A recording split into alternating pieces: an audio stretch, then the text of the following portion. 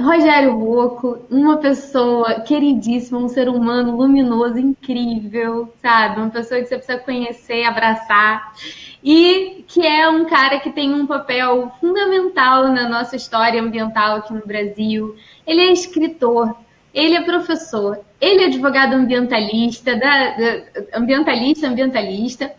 E é uma pessoa, uma das pessoas que conviveu comigo antes, né? Antes da transformação da Ju em culinária viva, né? Quando eu estava buscando o meu caminho e a gente trabalhou, quer dizer, ele era o coordenador dos Verdes, movimento de ecologia social, e eu estava lá buscando aprender com ele, porque estava entrando na história do direito ambiental, então, enfim, poderia ficar aqui falando do Rogério como uma pessoa incrível, como uma pessoa que é um poço de conhecimento na área do direito ambiental e meio ambiente.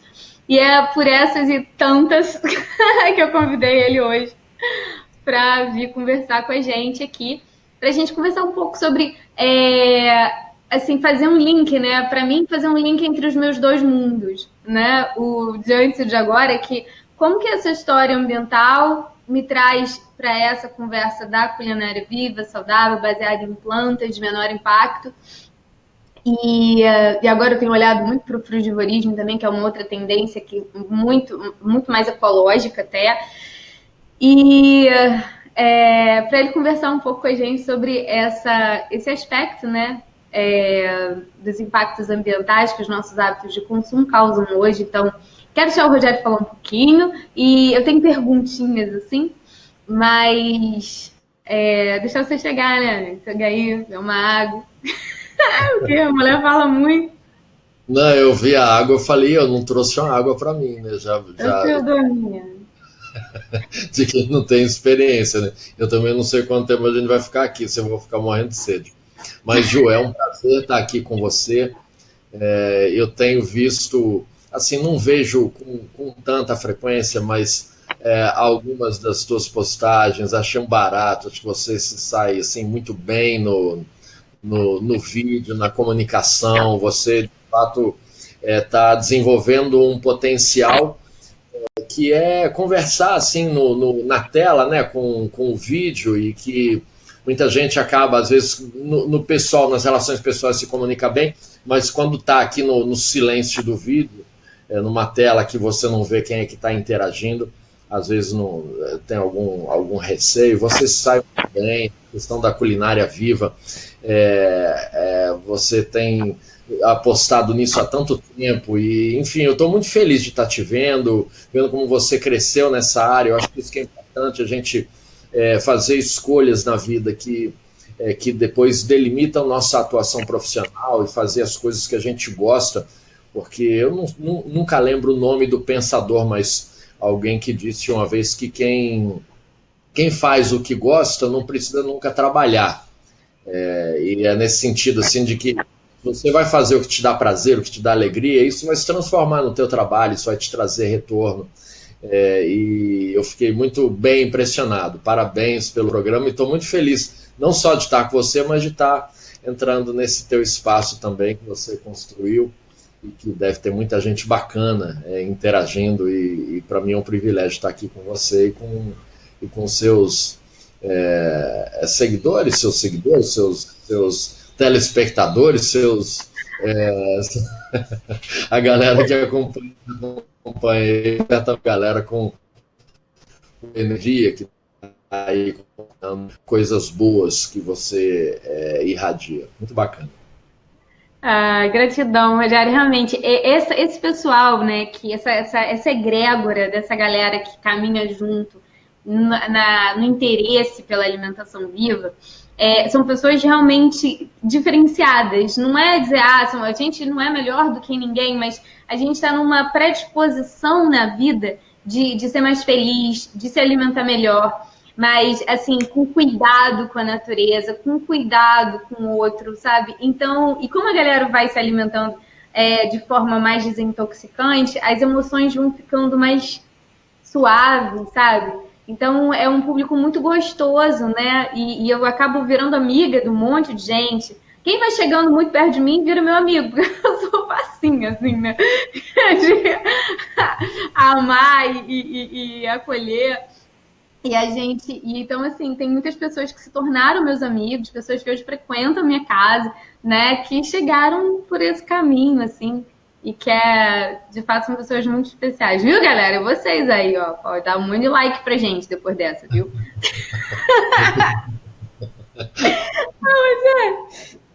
Eu queria, assim, eu sei que tem tantas coisas que a gente pode conversar que para mim isso pode ser um primeiro encontro de muitos, sabe?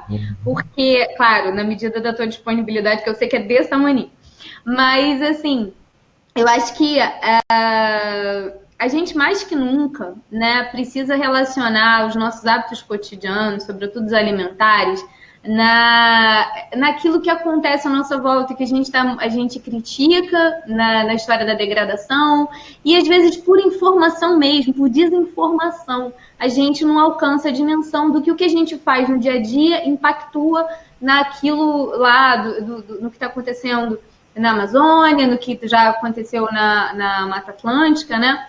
Eu acho assim, tem aquele trabalho que eu fiz na pós, eu falo assim que a gente comeu a Mata Atlântica no café da manhã, né? Assim, café com leite, pão com manteiga. Né? Porque tá lá o café, no início, né? O início dela, ali, o Vale do Paraíba, foi nessa história, né? O café, o açúcar, café com leite com açúcar, né? O desmatamento pro gado, né? O pão não tinha nada a ver com isso. E a manteiga vinha da vaca também. Mas quem para pensar nisso, né? Então, acho que seria legal te ouvir um pouco sobre essa questão do que a gente está vendo hoje, sobretudo na Amazônia, né? De quais são as principais causas desse cenário de degradação que a gente vê? Assim, para que mais a gente tira floresta, né? Hoje, assim. Tá. Bom, a Amazônia é objeto de debate há muito tempo, não é de agora. Problemas com queimadas, aumentos dos índices de queimadas também, a gente tem vários registros na história recente, e de várias formas ela tem sido objeto de disputa nos últimos anos, nos últimos séculos, desde a colonização, de toda a América do Sul. E a questão hoje é que a Amazônia tem uma riqueza muito grande de recursos dos mais variados. Então, as demandas, as pressões para esses usos é que acabam revelando alguns dos conflitos que são cotidianos naquela região. Conflitos fundiários, né, o problema fundiário ele é muito grave, muitas terras que não são tituladas e também muitas terras que são várias vezes tituladas por várias pessoas. Então se estima que em algumas regiões você teria que ter uns 3 andares de Amazônia, porque quando você consulta os cartórios você tem vários registros para as mesmas áreas. Áreas públicas que são ocupadas e dominadas por grandes latifuniários, que são griladas, isso tudo em torno de um conjunto de recursos. Madeiras nobres, madeiras que valem muito dinheiro, recursos minerais dos mais variados, desde minerais industriais até os minerais preciosos. Então a gente tem lá grandes jazidos de ouro, tem diamante, tem ferro, tem bauxita, tem nióbio, tem uma variedade de minérios. A água, né, ali a gente tem os maiores reservatórios de água do mundo, estão na Amazônia, o aquífero Guarani, o aquífero de Alter do Chão, e é uma área que tem sido demandada também para a expansão da produção de gado e para a expansão da soja. Mas é uma área também disputada por populações tradicionais, que são, de fato, os moradores originais da região, indígenas, quilombolas, ribeirinhos, pessoas que estão lá há séculos, com modos de vida que são muito peculiares e diferentes dos modos de vida do que a gente chama de civilização. que tem uma outra relação com a terra, com a natureza, com os recursos naturais, e que são impactadas por grandes intervenções, que aí de projetos de infraestrutura, como as grandes hidrelétricas, que têm já instaladas e com projetos de instalação na Amazônia. Então é um território com muito conflito. Então o grande desafio para uma região como essa é se estabelecer modos de gestão da área que permitam que várias dessas atividades possam ocorrer, porém com alguns parâmetros de ocupação, com alguns princípios nas relações, nos processos. Eu falei das populações tradicionais, elas desenvolvem também economias fortes na Amazônia, do extrativismo. Então, o açaí é um fruto com um potencial econômico muito grande. Já vi estudos indicarem que vale mais do que a soja. A castanha, chamada castanha do Pará ou castanha do Brasil, o látex também, que já foi uma economia muito forte na Amazônia, o ciclo da borracha, que no século retrasado formou uma economia muito forte por ali. Então há várias economias funcionando na Amazônia. E a questão é que elas têm se digladiado e disputado, e muitas dessas disputas resultam em mortes. Muitos produtores, pequenos produtores rurais assassinados, líderes religiosos, como teve o caso do Dorothy Stang, que defendem essas populações, figuras de destaque, como foi Chico Mendes, assassinado por defender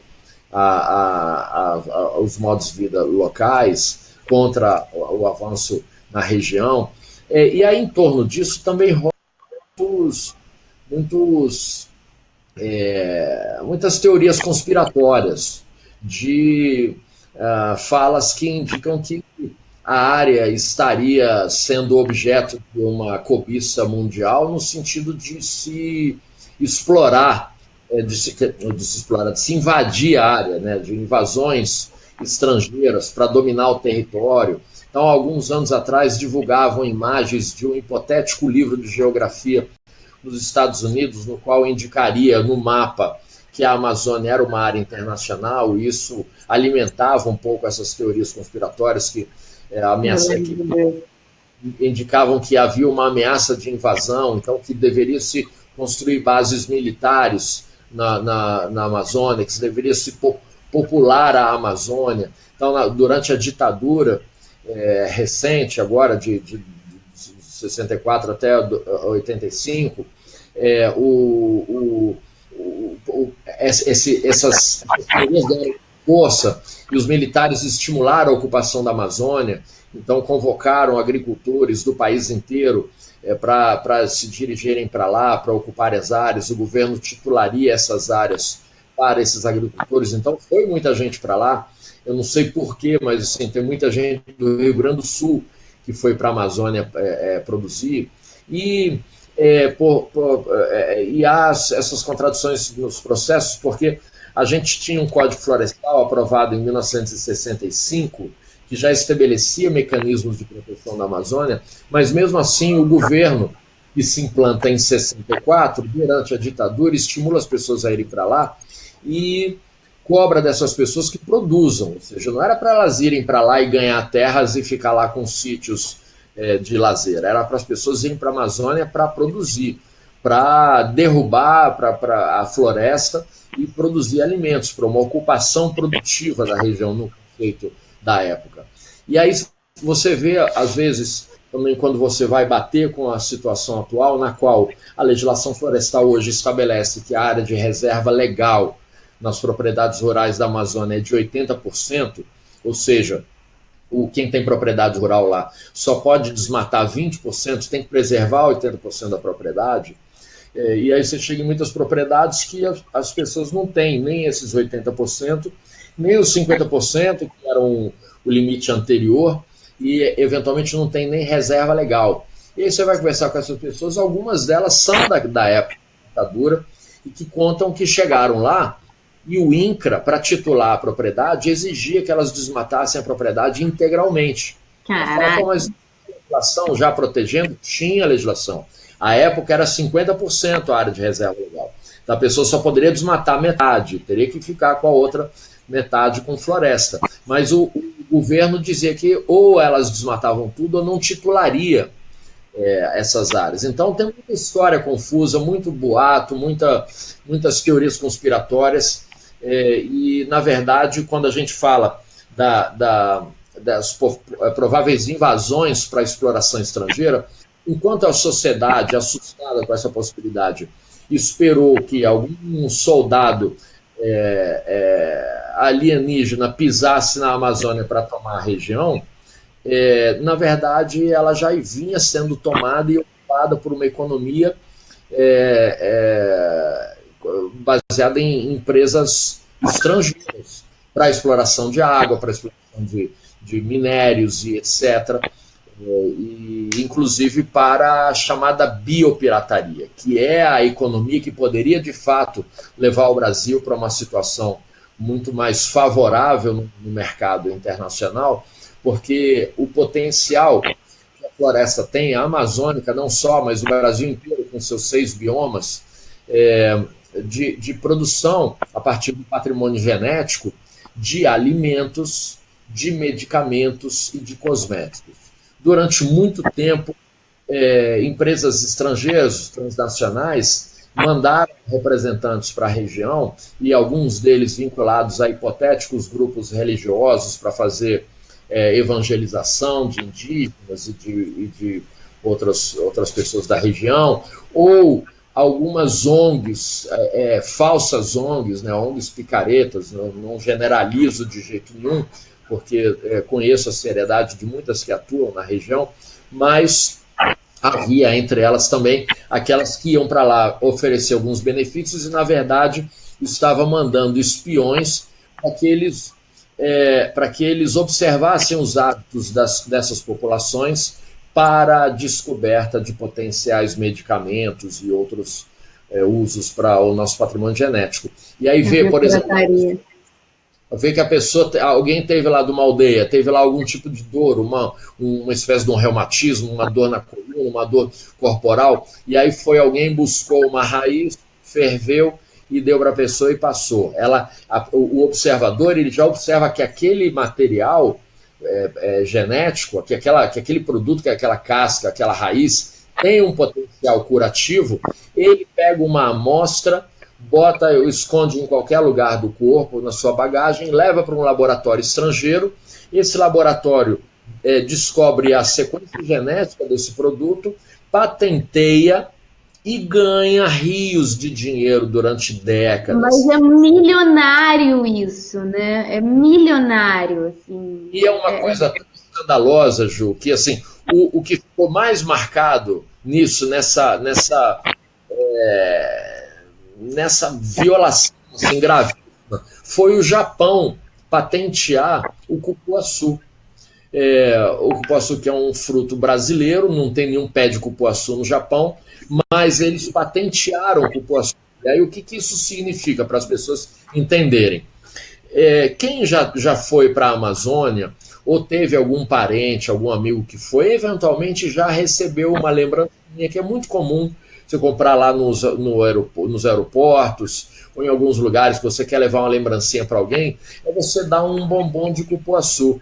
A produção do bombom de cupuaçu lá é grande, é também uma economia importante, e aí é só imaginar que aquelas pessoas que produzem bombom de cupuaçu e que vendem para você estaria pagando, a partir de então, royalties aos japoneses por consumir o bombom de cupuaçu da Amazônia. É isso que significa a apropriação do patrimônio genético brasileiro. A carqueja, vários desses shampoos que tem produtos naturais, enfim, uma série deles viraram patrimônio de empresas transnacionais, fruto de uma pirataria que rouba patrimônio brasileiro. Então, essa é a realidade da Amazônia, é uma complexidade muito grande, é uma disputa de vários projetos econômicos, mas, sem dúvida alguma, o pior deles é o que faz mais sucesso na atualidade, especialmente com o governo atual, que gosta de floresta destruída, floresta queimada, e que estimulou essas condutas. Por isso que nós tivemos, nesse mês agora de setembro, de agosto, setembro, esse aumento violento nas queimadas, no desmatamento, que foi uma resposta aos chamamentos do governo para que as pessoas desmatem, para que elas violem as regras ambientais, para que elas ataquem os defensores do meio ambiente, para que elas persigam ambientalistas e analistas ambientais do IBAMA, do Instituto Chico Mendes. Hoje essas pessoas correm risco de vida grave na Amazônia, porque ela sempre foi uma área de muito risco, mas hoje correm mais risco porque o próprio governo tem estimulado que as pessoas violem as regras ambientais. Então a situação atual é muito mais grave, porque aquele que deveria agir para mediar os conflitos, para tentar encontrar caminhos comuns que possam assentar os interesses variados na Amazônia e respeitar os direitos tradicionais, é quem tem dado sinais favoráveis ao processo de desmatamento e queimadas na Amazônia. Caramba, Rogério. Então, se a gente não pode dizer que, dentro desse, quer dizer, que eu acho que não é bem isso, dentro desse balaio de problemas, que isso foi assim, eu achei que você conseguiu resumir em alguns minutos, assim, de forma muito, muito detalhada, assim, muito clara, o quanto é complexa a questão ambiental, né? E aqui a gente está tentando resumir, assim, reduzir muito e trazer para um ponto, mas o quanto isso é complexo, socialmente falando, historicamente falando, geograficamente falando, politicamente falando, economicamente falando, né? Em todos os sentidos, a gente tem aí uma série de conflitos e hoje, mais do que nunca, a gente tem em cima para baixo essa postura do governo, que basta falar, né? Que é para fazer, que não precisa nem virar lei. Ah, o gatinho, gatinho. Ah, você está vendo? Estou vendo no cantinho aqui. Na minha mesa. E aí, assim, que basta insinuar a direção, né, para que a ação de degradação se fortaleça, né? Como do contrário, bastaria insinuar a decisão de conservar, que o mundo inteiro está querendo fazer, né? Que a gente, então assim, eu acho lamentável, fazendo uma parte a isso, que a gente voltou lá para antes de 64, né, na postura do governo em relação à política ambiental no Brasil, né? Então, assim, lamentável, lamentável. Agora, então, se a gente, eu acho que enquanto você estava falando, eu pensei assim, até de uma forma que eu gosto muito, que em casa a gente tem uma brincadeira que eu e a irmã do Lucas, a Júlia, que a gente chama de positive, né? Quando a gente transforma uma ideia numa outra ideia positiva. Em geral, a gente faz isso para zoar o André, né? A gente fica dizendo coisas boas que ele não faz. Tipo, como ele adora dar banho nos cachorros e tal. Mas eu acho que assim, a gente pode, positivando isso, assim, né, no sentido de tornar positivo aquilo que a gente está conversando, se de um lado a gente pensa muito que não é legal uma série de assim, que seja de impacto negativo, uma série de consumos, tipo ouro, né, além da carne, além de pessoas que de repente que não fazem muito parte do nosso cotidiano, mas que consomem, e até aqui mesmo, na realidade nossa, né, que consomem terras ou imóveis em lugares que são inadequados, que a gente deveria preservar, as pessoas simplesmente não deveriam comprar só porque elas deveriam cuidar, né? Não vou comprar, já seria muito bom. Mas enfim, que a gente pode pensar que existem elementos fundamentais que a gente pode estimular o consumo que são favoráveis à preservação ambiental como um todo, que afetam economicamente, que afetam politicamente, que afetam, de fato, as práticas extrativistas sustentáveis, né? Como você falou, o poçu, o açaí, Teve uma outra coisa que eu estava procurando caneta que eu não achei para anotar. Enfim, elementos que são castanha do Pará, Isso. né? Porque são alimentos que mantêm são elementos que mantêm a floresta em pé, né? Porque sem a floresta a gente não consegue, né? O cacau de alguma forma tem isso na Bahia, né? Embora aquela prática do hand-up ali embaixo, né? Ele precisa da copa das árvores, né? Para poder se manter num sombreado, né? Que faz que faz que propicia o microclima ali que seja bacana para que ele possa viver, né? Então, assim, acho que a gente pode sair dessa conversa com uma outra visão, assim. Quais são os elementos que são de produção, né, no Brasil que podem auxiliar na sustentabilidade? Então, tem esse aspecto que você muito bem ressalta, né, alguns tipos de consumos que alimentam e que aquecem essa economia. Isso é importante não só como hábito individual, isso é importante como política pública, porque os alimentos tradicionais, os alimentos que recebem uma enxurrada de agrotóxicos e que estão na grande escala aí só um pouquinho, peraí, sai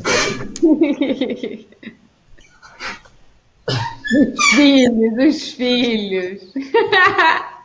Esses alimentos, eles devem compor uma política de, de, de alimentação em escolas públicas, em instituições que são mantidas pelo Estado lato sensu, né?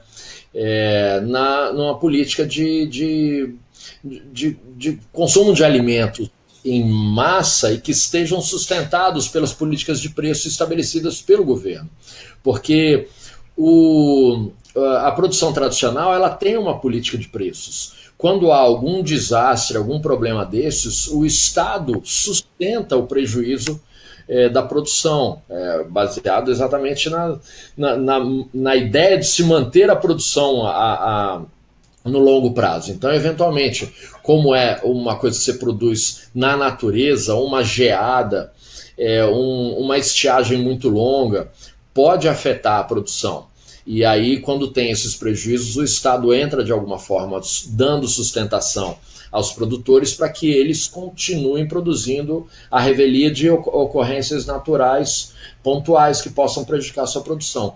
E esses alimentos, eles durante muito tempo eles nunca compuseram essa política de preços. Recentemente, em governos passados, começaram a entrar. E aí tem que começar a entrar no cardápio de escolas, né? Alimentar as crianças com isso, criar hábitos desde a infância, porque muitas vezes nas idades mais avançadas, a mudança de hábito é muito mais difícil. Uhum. Mas há um outro fator, que é o fator, você falou do positivo e falar do negativo, que é a mudança de hábitos. Aí sim os adultos têm um papel grande nesse sentido, a partir de assumirem consciência dos seus atos, e que nas manifestações que tiveram recentemente contra as mudanças climáticas, o dia 8, né, que teve a greve global, que a Greta está puxando lá aqui no Rio, eu vi jovens fazendo uma alusão direta, parando a gente saiu encaminhada ali da Praça 15 até a Cinelândia, e alguns pararam em frente ao McDonald's e abriram faixas que faziam a alusão objetiva, mostrando que se você está comendo muita carne, você está ajudando a destruir a Amazônia. E eu digo comendo muita porque, tudo bem, se a pessoa consegue chegar num estágio de evolução alimentar, que ela não consuma mais carne, é muito legal. Agora, tem gente que a gente tem que assumir a realidade que não vai chegar nesse estágio. Mas a pessoa pode ter uma consciência no consumo de comer menos carne.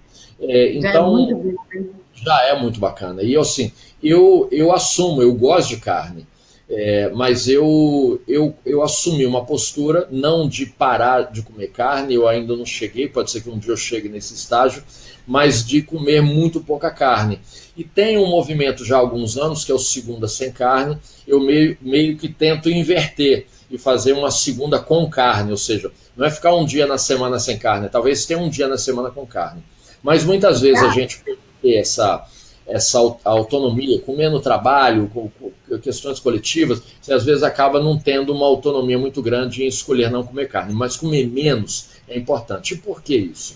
Porque quando a gente fala na produção de carne no Brasil, os números são assustadores. Então, não sei se você já tocou nesse assunto nos seus programas, não sei se você já de alguma forma pesquisou esse assunto, mas ele é revelador em números. Não pode contar tudo, porque a gente não tem essa informação aqui. Eu quero muito ouvir isso de você. Você sabe quantos bois tem no Brasil? Mais do que gente? Não sei. Quantas pessoas, quantos são os habitantes do Brasil hoje? Você que veio aqui responder a pergunta. Fala aí vocês aí no chat, me ajuda. Não sei. Escreve, Edna, Cíntia. Procura no Google, rápido. Natalice.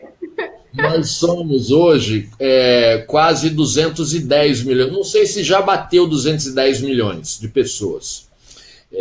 Há pouco tempo atrás eram 209, mas esses números vão mudando. Quando você der o Google, aí você vai ver que tem um reloginho do IBGE e que ele vai se atualizando, ele vai em tempo real, ele vai indicando os novos nascimentos. Aí, a Lúcia disse 12 bi, é isso mesmo? Mas aqui? Não, é só no Brasil. Não, e nem no mundo tem 12 bi. Não, a gente está em 6, 7, nem 6, 7, 6, 7 no mundo. Ela já foi para 2050. Achei que ela tinha dado o Google, não deu o Google, mas tudo bem, continua, Rogério. Você sabe a resposta. Então, somos aí em uns 210 milhões de pessoas hoje no Brasil. E temos mais bois do que gente. Temos, portanto, mais de 210 milhões de bois vivendo no Brasil. E aí eu começo a fazer umas comparações para indicar o seguinte: o Brasil, então, nós somos mais bois do que gente no Brasil. Eu digo precisar o número de bois porque o último censo agropecuário foi em 2006 e lá ele apontava 209 milhões de bois em 2006. Só que em 2006 nós não tínhamos chegado nem a 200 milhões de pessoas. Então ali a gente estava chegando a 200 milhões de pessoas e já tínhamos 209 milhões de bois. Então hoje, com 210 milhões de pessoas, eu estimo que a gente deva ter aí a casa aí de 220 milhões de bois. O Brasil é o maior produtor bovino comercial do mundo. Nós temos mais do que os Estados Unidos. A gente só não tem mais boi que a Índia, onde o boi é sagrado, né? Então ele não é objeto desse uso. O boi vive na rua lá, como se fossem os nossos cachorros aqui. Então, a produção... bem tratado. Exatamente. Então, a presença bovina ela é muito grande. A nossa produção bovina também, ela é extensiva, diferente da norte-americana, que é intensiva. Qual a diferença? O boi norte-americano, geralmente quando a gente olha e vê alguma reportagem mostrando o boi norte-americano, ele está confinado. Ele está cercado, está dentro de cerquinhas, ele come ração, tudo dele está organizadinho ali. A produção extensiva é aquela que as cercas são mais extensas. O boi não come a ração, ele come o pasto, ele come a grama. Então, o Brasil, como tem... Bom, os Estados Unidos também tem muita área, mas o Brasil, como tem muita área e com baixo uso, a produção bovina ela cresceu de forma descontrolada. Estima-se que o boi precise de cerca de 1 hectare de pasto. Se a gente fala nessa proporção, bom, se cada boi precisa, não é uma matemática exata, Ju, porque você vai ter produções que o boi vai usar mais de 1 hectare e vai ter produções que o boi vai usar menos que 1 hectare, mas numa média ele precisa de 1 hectare de pasto. Bom, se é 1 hectare de pasto e a gente faz uma multiplicação matemática objetiva, 220 milhões de bois, 2 milhões e 200 mil hectares de pasto, não é isso? Se pegar 220 milhões, multiplicar por 10 hectares, vai dar 2 milhões de hectares. Eu fiz a conta certa? Eu fiz, né? Mas a questão é a seguinte, pega esse número grande e compara com o tamanho do Brasil. Aí a gente tem que ir lá no ensino fundamental, que a gente estuda essas coisas, para depois esquecer. Qual é o tamanho do Brasil?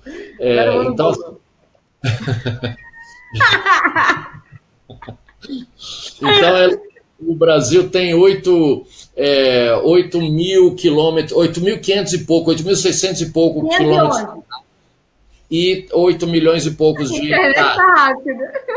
Você já viu? Já baixou? 8.511.000 quilômetros quadrados.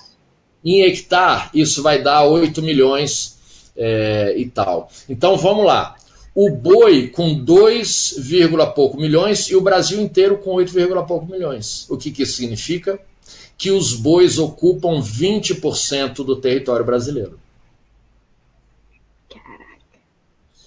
Aí pensa o seguinte, vamos pensar o seguinte, o boi norte-americano, ele depende do Brasil também, porque ele não come a grama lá, mas ele come a ração aqui.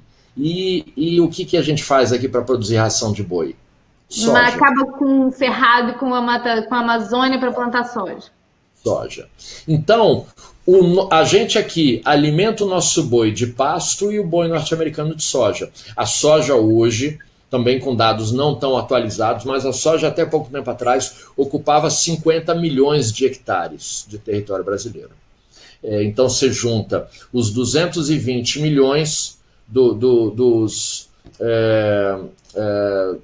de hectares do boi, com os 2,2 milhões de hectares do boi, com os 5, poucos milhões de hectares da soja, e aí a gente vai para casa aí dos 25%, um quarto do território brasileiro ocupado com esse tipo de produção. Eu faço um comparativo para a gente medir qual a correlação com o nosso uso do solo. A população brasileira, então, como eu falei, está lá na casa dos 210 milhões, sendo que 85% dessa população está em áreas urbanas, aí perto de 170, 175 milhões de pessoas estão em áreas urbanas. Aí, Ju, me diz aí, chuta, essas pessoas, nós, né, que vivemos em áreas urbanas, 85% da população brasileira, quantos por cento você acha que a gente ocupa do território brasileiro com área urbana? Já vimos aí, boi com soja, 25%. E as pessoas em áreas urbanas, quanto por cento? Será que chega a 40%? Muito menos, Ju. Porque a gente tem muita área não habitada ainda, né? Muito menos que 40%. Tipo, a gente ocupa menos, a gente ocupa o quê? A mesma coisa que eles, tipo 25%? Área urbana. Área urbana. Você falou 25 agora? Chutei para baixo, né? Muito assim. Muito menos. Menos? Vai lá. Chuta. 10%? Muito menos, Ju. Você está sendo muito otimista. É mesmo? Tô achando que o Brasil está muito mais urbanizado do que eu pensava. Estou considerando pela região oceânica. A notação é errada. Caraca, ainda bem que agora eu vou começar a estudar geografia com meu filho aqui usando. Menos que 10%? Muito menos que 10%. 5%? Menos. 3%? Menos. Mentira. 1%? Quase. Quase 1%, mas arredonda e fica com 1%. É sério? Eu acredito que é você que está me falando. Sei que você Não é assustador? Não é assustador? Você imaginar que a gente vive em 1% do território. E a gente fica com a noção de que é muito maior. A noção, você chutou muito longe, mas você não tá longe do que a perspectiva que as pessoas têm, porque a gente imagina que não há mais onde crescer a cidade. É que a cidade já está embarrotada, um em cima do outro, tudo apertado, trânsito pra caramba. E alguns sinais que o capitalismo nos passa, o capitalismo urbano das cidades, nos reforça. Porque qual é maior? O apartamento do apartamento antigo? É um apartamento antigo, né? Então, os antigos são grandes, os maiores são pequenos. Porque o que a gente conclui? Não há mais para onde crescer, por isso que os apartamentos agora são menores, porque eles têm que ficar mais apertadinhos. Seu apartamento 3 quartos. Nossa, como as casas aqui, né? Onde a gente tinha uma casa, agora a gente tem 9 no mesmo terreno, que nem podia. Então, aí você vai ver esses prédios novos, apartamento de 3 quartos com 70 metros quadrados. Você fala, como é que pode ter 3 quartos, 70 metros quadrados? 80 metros quadrados. Aí aparecem as reportagens mostrando as grandes vantagens, como se houvesse vantagem em ocupar aqueles apartamentos de 15 metros quadrados, lá em São Paulo, em que você tem que, você quando acorda, você empurra a cama para abre uma mesa para grande vantagem, que é a coisa do futuro, você viver em 15 metros quadrados com altas tecnologias te permitindo guardar teu quarto na parede, guardar tua cozinha na parede, guardar tuas coisas todas na parede. É como se isso fosse uma grande vantagem. E, exatamente, caríssimo. Isso tudo não reflete o que é a realidade, que as áreas urbanas ocupam 1% do território brasileiro. Então, quando a gente pensa que é muito mais, a gente está não só com uma noção errada, mas a gente acaba projetando outras realidades de forma equivocada. Porque se a gente acha que a nossa realidade ela é determinante de uma série de... e a gente não conhece a nossa realidade, a gente tem todas as noções das relações equivocadas. Porque a gente acha que a cidade já ocupa muito espaço. Se a gente acha que ocupa muito espaço, é porque a gente não faz ideia o que fazem nos 99% do Brasil que a gente desconhece, que são formados por áreas rurais, por áreas desocupadas, por áreas protegidas, por terras indígenas, por um monte de coisas. Então, se a gente comparar, o Boi tem lá 10 mil metros quadrados e a gente cada vez mais está se reduzindo para espaços de 10 metros quadrados. Nos apartamentos medianos, tem lá um apartamento de 50 metros quadrados, com 5 pessoas, cada um está tendo lá seus 10 metros quadrados. Aí olha a questão da água. A questão da água. Nós vivemos um colapso hídrico recentemente, e que São Paulo e Rio viveram com mais intensidade a falta de água. Nós tivemos uma situação em São Paulo que eu nunca imaginaria acontecer no Brasil, que é a maior potência hídrica do planeta, de ter caminhão-pipa escoltado, com escolta armada, na cidade de Itu, quando a população ficou dias sem água, os mais ricos tinham dinheiro para mandar buscar, e os mais pobres não conseguiam. Começaram a atacar carros-pipa, e os carros tiveram que passar a circular com escolta armada para se proteger dos ataques da população. É imaginável no Brasil? Não, mas aconteceu. E fala, bom, o que acontece então com a água doce brasileira? A gente via reportagens que diziam do banho, eu me lembro muito bem de uma reportagem na Globo falando, o brasileiro gasta em média 6 minutos de banho, e aí os especialistas dizendo, tem que reduzir esse banho à metade. Eu falo, peraí, mas olha, daqui a pouco você não tira o sabão, né? Você vai entrar, vai se ensaboar e sair ensaboado. E de alguma forma... Tem que banho seco, igual o cachorro, talco. Não, mas de alguma forma o próprio capitalismo vai se apropriando dessas realidades e te oferecendo benefícios. E a gente vai acreditando nos benefícios. As propagandas enganosas jogando na culpa das pessoas a falta de água. Isso é de uma crueldade, de uma gravidade muito grande. Diminua o seu banho, não tome 2 banhos no dia que você vai acabar com a água no planeta. E aí tem alguns produtos que se olha que de alguma forma já atenderiam essa realidade equivocada, porque você compra isso, você usa um desodorante spray, o que os desodorantes hoje oferecem? 48 horas de proteção. Por que precisa de 48 horas de proteção se a gente toma banho todo dia? Isso aí é para francês. que toma banho dia não também, que o cara que é durante 2 dias, o brasileiro não precisa de tomar 2 banhos por dia, basta um desodorante que proteja por 12 horas, por 15 horas, que tá bom, mas para que 48 horas? Então daqui a pouco eles vão vender um sabonete que te limpa, que te protege contra os raios solares, que te protege contra mordidas de mosquito, picadas de mosquito, que deixa a tua pele mais não sei o que, mais não sei o que, e você entra no banho, não tira o sabão e sai protegido para o resto do seu dia. Então essas coisas vão se encaixando e criando uma realidade falsa. Por que eu estou falando da água?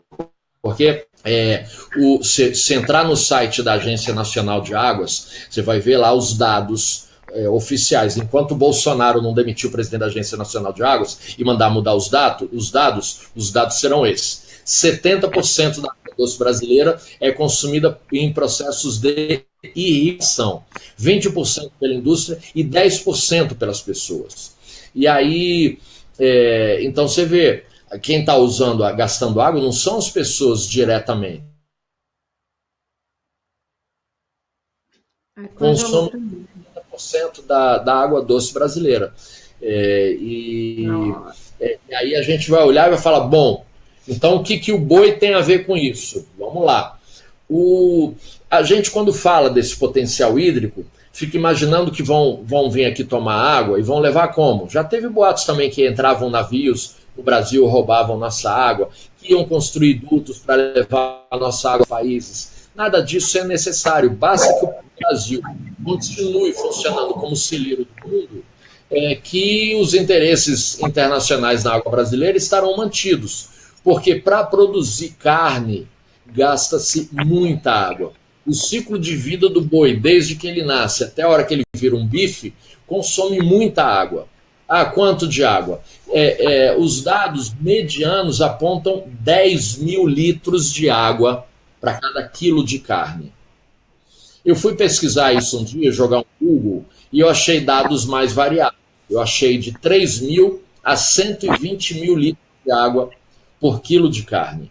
E aí quando eu vi isso, eu falei, bom, isso aí já perdeu a credibilidade, porque se tem estudos apontando de 3 mil a 120 mil, não é sério, o dado é sério. Mas numa ocasião que eu participei do Sem Censura, tinha lá um especialista da COP em recursos hídricos, e eu falei isso com ele. Eu falei, olha, eu fui pesquisar, porque eu vi um dado que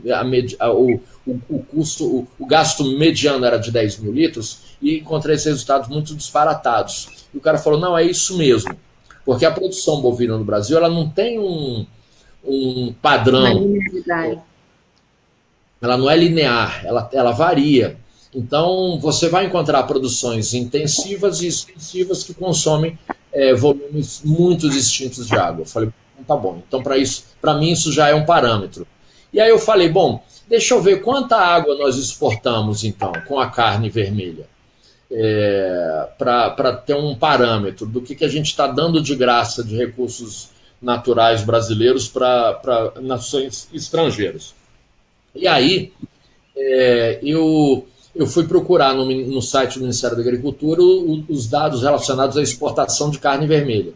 E encontrei um dado que era de...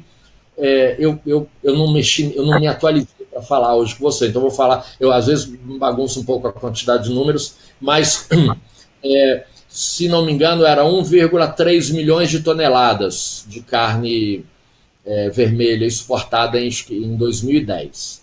1,3 milhões de toneladas. Aí eu falei, bom, isso aí dá quanto em quilos? Aí você, 1,2 milhões de toneladas, 1,2 bilhões de quilos. Aí eu falei, bom, vou pegar isso e vou multiplicar pela quantidade de água. Mas eu não vou pegar o número mediano de 10 mil, eu vou pegar o menor número que eu encontrei, de 3 mil litros por quilo de carne. O mais conservador, o mais otimista. E aí eu multipliquei esse 1,3 bilhões de quilos de carne por 3 mil e dá alguma coisa de 4,7 trilhões de litros de água exportados gratuitamente só com a carne vermelha, sem contar a carne branca, sem contar os produtos a soja. Suínos e as carnes exóticas, né? Só na carne foi. Aí eu falei, bom, então eu cheguei num volume aí de 4,3 trilhões, 4,7 trilhões de litros de água, alguma coisa nesse volume, e eu falei, bom, como é que eu transformo isso em alguma coisa palpável? Para que a gente saiba o que são 4 trilhões, 5 trilhões de litros de água. Eu não sei. Tem reportagens que, quando fala de água, equipara a piscinas olímpicas. Tantos litros de água equipara a tantas piscinas olímpicas. Para mim também não significa nada. O que é uma piscina olímpica de água? Lá o que é uma piscina olímpica de água? Eu sei que é uma piscina olímpica. Agora, o que ela representa de água, para mim, não é nada. E aí eu falei, não, então deixa eu ver se a Agência Nacional de Águas tem algum dado que aponte o consumo humano médio brasileiro. E aí tem. Então, lá, a agência ela tem o cálculo de quanto o brasileiro consome em média de água. E aí tem a comparação por regiões geográficas. É evidente que aqui no Sudeste a gente consome mais água que o povo do Nordeste. E tem a média brasileira. E a média brasileira estava em 80 mil litros de água por ano. Eu falei, então tá aí o meu parâmetro. Eu vou comparar o que é o uso humano de água com a quantidade de água que é exportada. Peguei esses 4,7 trilhões, se não me engano foi o número que deu, dividi por 80 mil. E deu algo em torno de 50 milhões.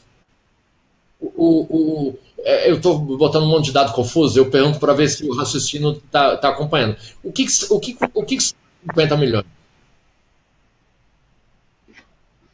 Congelou. Congelou? Agora voltou. Eu peguei 4,7 trilhões de litros de água, dividi por 80 mil, que é o consumo humano brasileiro anual. Deu 50 milhões. Os 50 milhões são o quê? É quanto o Brasil. Peraí, o que é do. É isso aí, você estava no caminho certo.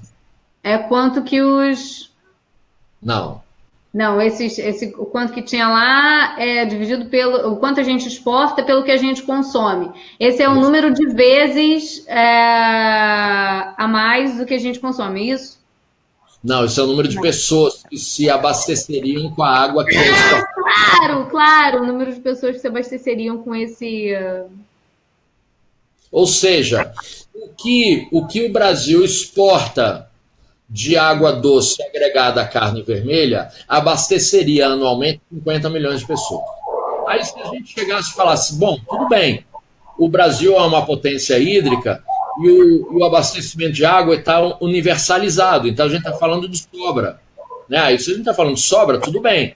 O Brasil atendeu as metas de universalização do abastecimento de água e não falta água em lugar nenhum para o brasileiro. Então, o excedente a gente pode exportar.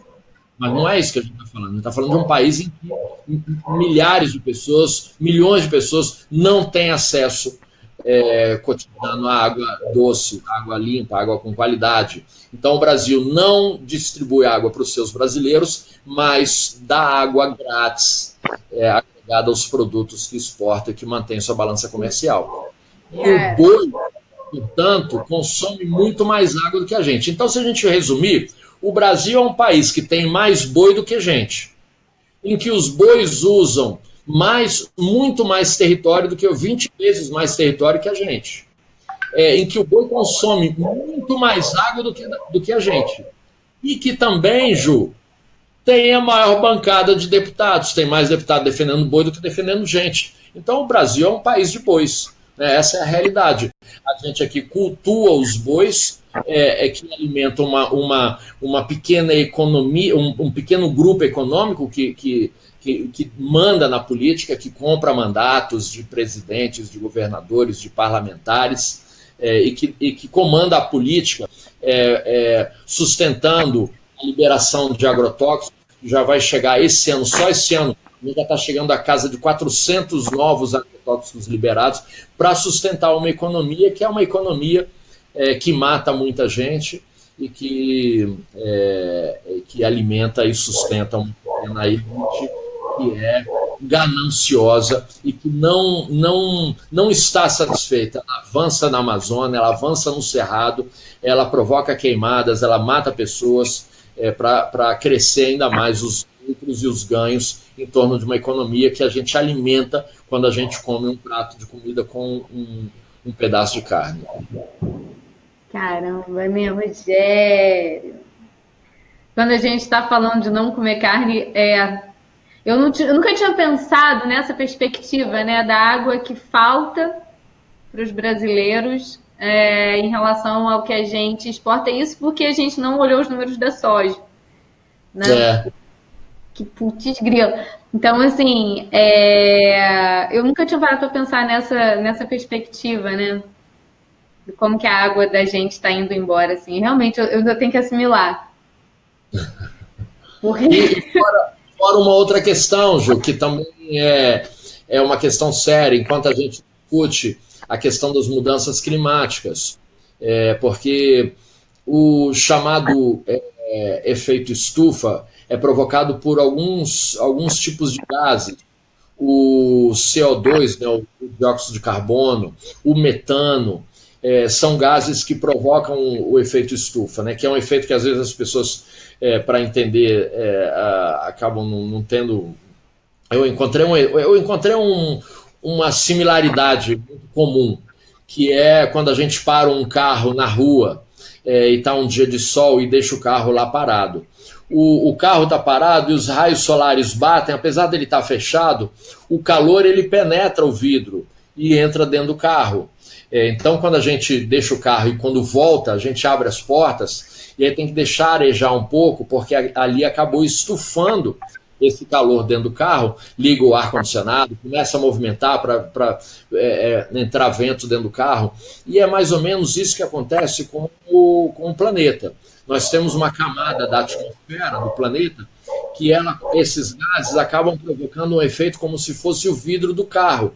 Ele permite ele é invisível, ele permite que o raio solar entre, mas ele guarda o calor, ele estufa aquele ambiente concentrando calor. E a gente aqui não tem a janelinha para abrir ou o planeta para sair andando por aí para ventilar um pouquinho, e aí acaba provocando o chamado aquecimento global. Então, esses gases dos combustíveis fósseis, geralmente, então os países industrializados, como Estados Unidos, China, Rússia, Índia,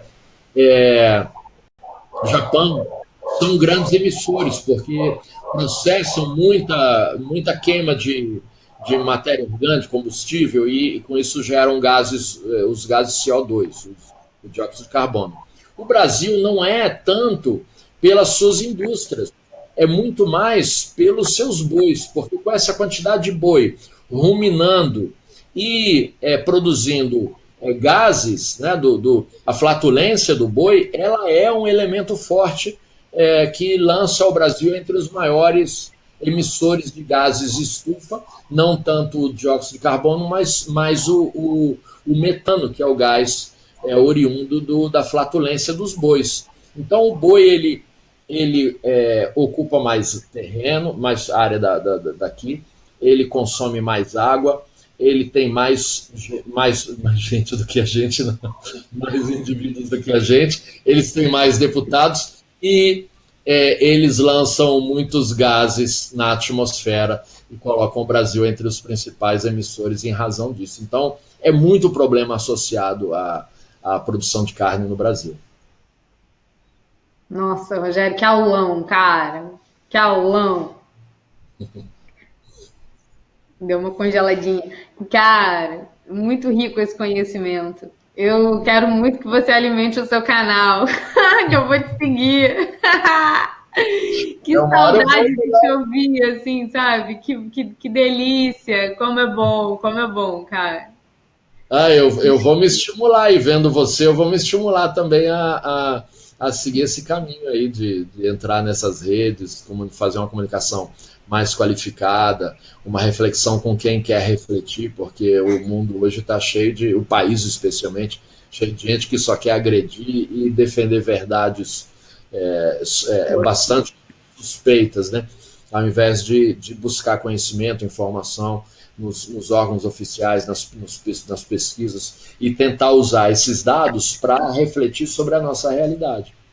Então, isso para mim, eu digo, eu sempre reproduzo, né, nas minhas aulas, eu falo desses dados, porque eu, quando acessei, muitos deles me mudaram a minha perspectiva de olhar as coisas, né? Porque o conhecimento, ele é transformador, ele pode nos levar a outros caminhos. Então, eu uso muito essas informações porque isso nos dá, no dia a dia, dimensões que a gente não teria.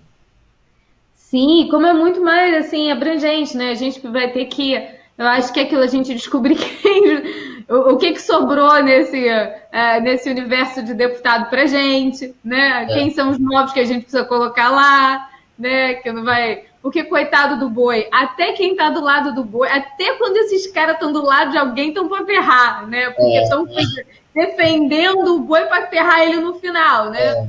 Então, assim, para verdade. acabar no prato. Cara, os bichos são muito ruins, né? Então, e os bambam de filho da puta, meu. Então, assim, eu acho que a gente conclui muitas coisas, que a gente precisa dessa renovação, a gente precisa de novas pessoas, porque eu acredito numa nova consciência em termos assim espirituais daquilo que está se acontecendo. Eu acredito que assim o cenário atual é horroroso, mas eu acho que ele é assim tipo fim de ciclo, sabe? De algo melhor que está vindo. A gente está vendo um movimento vegano, que é uma realidade crescendo. Estive na Natural Tech em São Paulo, o movimento orgânico, assim, a despeito de toda a diversidade, né? Da falta de apoio, de políticas de apoio ao pequeno produtor, né? Que vai lá ajudar o cara, que subsidie, que socorra na hora que ele perde tudo numa chuva, aquilo que sabe que ele produziu durante um tempão, enfim. A despeito de todas as adversidades, existe um movimento do bem crescendo, né? A gente está aqui hoje conversando disso, tem gente aqui de tarde, na quarta, na quinta-feira, ouvindo a gente conversar sobre isso, né? Eu acredito nisso, sabe? Mas eu acho que a gente precisa mesmo dialogar e olhar isso, essa questão, né? Quando a gente não está comendo carne, ou que seja a semana toda ou a segunda, a gente está participando de uma revolução, né? Essa é a fala que fica no meu coração disso que você está me dizendo, né? Uma revolução ambiental, uma revolução, uma mudança que assim, extremo. Eu sempre falo que comer é um ato político. Eu sempre falei que era um ato social e um ato afetivo e social, afetivo e amoroso. Agora, nas últimas circunstâncias, eu tenho colocado político e ambiental. Verdade. Mais que sempre. E eu fico muito grata por você ter sistematizado para gente essas informações. Né? Eu quero pegar a parte disso, colocar no blog. Quando a gente colocar, gravei para gente. Continua gravando? Para a gente colocar lá no blog, no podcast. Né? Se eu puder, eu gostaria de te encomendar um da soja, uma conversa sobre a soja para um outro momento, Tá sabe? bom. Com esses dados, porque a gente tem dentro do movimento as pessoas que, até para apoiar as pessoas que estão na decisão do vegetarianismo, né? A buscarem também posturas mais saudáveis, né? Quero trazer de novo aqui. Tem um amigo nosso, Eduardo Coraça, que fala sobre frugivorismo, né? Como a alimentação da raça humana, né? Como primos dos gorilas. E quanto que ele, quando ele coloca na perspectiva ecológica, né? Esse consumo de frutas, como isso é o oposto disso tudo que a gente está vendo no consumo da carne, né? Se a gente se assume como frugívoro, né, que tem como base na alimentação frutas e verduras, o quanto que a gente revoluciona essa economia, quanto que a gente muda o paradigma, né? É. E ele sustenta isso no aspecto da nutrição e tal. Acho que dava para a gente fazer assim, nossa, um evento para essas informações, juntando esses saberes, né? Enquanto a gente não tem, vamos juntando aqui. Então, assim, gostaria de encomendar essa próxima aula, professor. Na medida da sua disponibilidade, claro. Eu sei que é muito concorrida, né? E perguntar se tem perguntas para a galera do pessoal aí. Assim, extrapolamos o nosso horário, mas como não, né? como não? Eu ficaria aqui te ouvindo muito mais, porque me cabe esse papel. Aí, galera, impressionante, quanto conhecimento, parabéns, excelentes informações. Nossa, quanta informação, excelente aula. Retorno da galera para você. Ai, Aí, que a Lê bom. tem uma pergunta aqui, ó. Tenho visto o dinheiro de compensação ambiental usado por outros fins, desde sempre. Assim, diferente daqueles que deveria se destinar. Existe na legislação alguma obrigatoriedade em usá-lo para realmente compensar os danos causados? Sim, nós temos nesse campo dois instrumentos distintos, né, que poderia chamar. Um de compensação ambiental e outro de medida compensatória. A medida compensatória, ela está associada a um instrumento que é o estudo de impacto ambiental, que ele vai se antecipar a atividades, as atividades que sejam de significativo impacto. Então, no licenciamento, vai se exigir que se elabore estudo de impacto ambiental. E aí, nesse estudo, a equipe técnica, que tem que ser multidisciplinar, vai apontar a partir de métodos de projeção de impactos e das informações já conhecidas sobre atividades que são desenvolvidas, vai projetar para o futuro um conjunto de impactos para compará-los, né, impactos positivos, né, como meio que uma balança, impactos positivos num lado do prato, num prato e impactos negativos no outro, para medir a correlação entre vantagens e desvantagens do empreendimento. Com relação aos impactos negativos detectados, é obrigatório que se aponte medidas mitigadoras e compensatórias.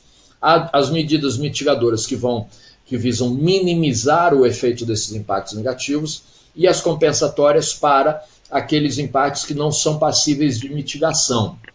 Então, digamos, eu vou fazer um empreendimento, eu tenho que suprimir um fragmento florestal, não tem alternativa. Eu tenho que suprimir. Então, a medida compensatória será, como não tem mitigação, a medida compensatória será eu plantar e manter até um determinado estágio uma área equivalente ou maior do que essa. Então, isso entra como uma obrigação dentro do licenciamento ambiental. Então, ela é uma ação. Eu suprimo um hectare, eu replanto 3 ou 5, alguma coisa do gênero. Então, ela vai diretamente compensar aquele impacto negativo que eu produzi. Há a compensação ambiental que é associada a um dano. E aí é quando não houve uma autorização. É uma ação que não está coberta por uma licença ou uma autorização. É uma ação, portanto, que tem um viés ilícito e ela causa um dano. Um vazamento de óleo ou mesmo um desmatamento causou um dano. E aí, então, a reparação do dano ela visa restituir aquele bem jurídico lesado. Então, se contaminou a água, a reparação é descontaminar a água. Se desmatou a área, a reparação é reflorestar a área. Então, isso geralmente vem ou em termos de ajustamento de conduta ou em decisões judiciais. E aí também aparecem geralmente como ações. Então, a pessoa cumpre a ação quando ela descontaminou a água, quando ela reflorestou a área. E a terceira figura, eu falei 2 no início, mas eu não tinha falado da reparação ambiental, de danos ambientais. A terceira figura, chamada decompensação ambiental, ela surge na lei do SNUC, do Sistema Nacional de Unidades de Conservação, como um instrumento econômico em que obriga os responsáveis por grandes empreendimentos no licenciamento ambiental a dispor de um valor que deverá ser investido em unidades de conservação. Então, a lei estabelece alguns requisitos e esses valores, então, eles devem ter essa destinação. Mas foram se criando alguns mecanismos para otimizar esses recursos, porque, digamos, eu sou a Petrobras, eu vou fazer um investimento numa refinaria, e aí vai vir uma obrigação de eu investir, digamos, lá 1 milhão em unidades de conservação. Só que eu, como Petrobras, eu não quero investir em unidades de conservação porque não é minha atividade finalística. Minha atividade é produzir petróleo e blá, blá, blá. E então os estados, a União, criaram um mecanismo que é o mecanismo do empreendedor quitar o valor depositando esse recurso em alguma conta. E aí se estabeleceu aqui no Rio de Janeiro o Fumbio, que é o Fundo Brasileiro de Biodiversidade, como operador desse recurso no primeiro momento. Ele saiu, entrou uma outra instituição. Em nível nacional tem a Caixa Econômica. Então o empreendedor ele opta em executar a ação ou em quitá-la. E é evidente que todo mundo quer quitar, porque são duas as vantagens. Uma, ele não tem que ter a obrigação da obra em si, das obras, dos investimentos. Isso livra ele, porque isso leva tempo. E aí, então, ele, com o depósito do recurso, ele tem a quitação imediata. Ele tem todo o volume de recursos, ele está com a sua obrigação quitada. E aí o sistema acaba usando esses recursos para direcioná-los. E aí, com relação a esses recursos, tem acontecido algumas situações em que eles não são investidos exatamente como deveriam ser. Então precisa de mais controle, mais transparência, mais publicidade e mais participação para que a sociedade esteja junto do poder público controlando seus atos e lembrando sempre das destinações adequadas. Mas a questão da reparação do dano, que foi o que eu falei, ela é muito complexa também. Se a gente pega o acidente da Petrobras na Baía de Guanabara, que vai completar 20 anos agora em janeiro, que aconteceu o acidente. Até hoje há inquérito no Ministério Público Federal tramitando para a apuração dos danos, porque ali um ecossistema muito dinâmico, com muitas fontes diversas de contaminação, é difícil de você isolar o dano que a Petrobras causou e, portanto, de identificar isoladamente a responsabilidade dela na reparação. E aí isso pode levar, como está levando, 20 anos que se identifique o volume de danos que ela causou para poder obrigá-la a reparar. A gente está acompanhando os casos de Mariana completou, se não me engano, 5 anos, Brumadinho já está aí, o Brumadinho já tem o quê? 1 ano? Eu não sei. Mas são situações e conflitos que vão passar aí décadas até que sejam todos reparados, né? Então tem essa questão também na questão ambiental que dificulta um pouco a reparação de danos e, portanto, as compensações pelas ações degradadoras. Então, nas três hipóteses, a gente encontra falhas, encontra desvios, mas encontra também muita ação positiva, muitos resultados positivos, porque a legislação ambiental brasileira ela é boa. O que falta é um bom movimento. Falta o patrão querer que ela trabalhe, né? Exatamente. Que agora o pessoal tá lá no o patrão não quer que trabalhe, né? Não pode, não. Né? Assim. Ai, patrão que a gente escolheu lá para resolver essas coisas pra gente. Tampo disso. Eu não escolhi, não. Me inclui fora dessa. Não, com certeza, você tá também, eu também, completamente fora dessa, mas eu vou fazer o quê? Fala gente Brasil, né? Pelo amor de Deus. Não chorei, gritei, pedi, fiz vídeo, foi qualquer negócio, gente, pelo amor de Deus, não, mas fazer o quê, né? Consegui quebrar alguns, mas não todos, quantos eu gostaria e precisava. Ai. Mas aí agora eu fico fazendo isso, né? Vamos pra cá, conversar com as ideias, vamos fazer comida sem bicho, vamos ajudar a água aí para quem tem sede, né? Que esse apelo é muito forte, né, Rogério? Nossa, eu vou ficar com isso no meu coração ainda, eu vou escrever disso, que é assim, né? Gente tirando a água de quem precisa. É perverso. Muito para além da questão ética do animal, né? Assim, que é perversa. É perverso, socialmente perverso comer carne, né? Assim. Cooperar com isso, né? Entre outras coisas, couro e tudo mais. Daniel. É o sangue correndo nos dentes.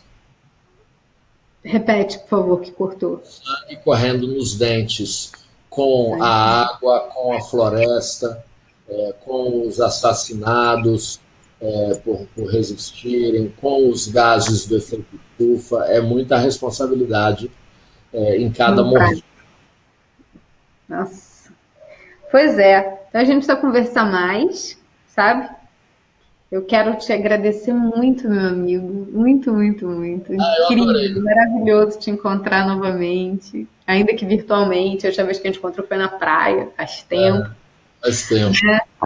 Acho que agora então que você está com essa vertente, acho que a gente precisa combinar de vocês irem aqui para a gente fazer uma comida viva junto, para ajudar aí a criatividade, né? Para inspirar aí o dia a dia, Com certeza, com certeza. arrumar um tempinho, pegar aqui um dominguinho de tarde, assim, né?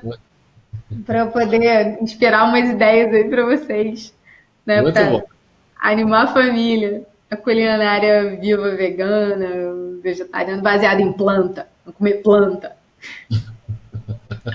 Tá Muito bom, bom. Rogério, obrigado. Carinho enorme, tá? E eu espero que você volte em breve. Eu sei Obrigado, que Ju. Obrigado, eu volto sim. É um prazer estar aqui com você. Muito bacana. Fiquei muito feliz com o convite e feliz também de contribuir um pouquinho aí com o seu programa. Um beijo grande para você, para todo o seu público aí. Espero que a gente se veja novamente em breve. amém, eu também. Beijo grande. Beijo. Gratidão, galera. Gratidão, Regina, Bruno. A Bruno falou aí aulão. A Lúcia, Edna, todo mundo aí. Quem está assistindo gravado depois, beijo grande também. Quem vai assistir gravado depois. E até a próxima. Tchau.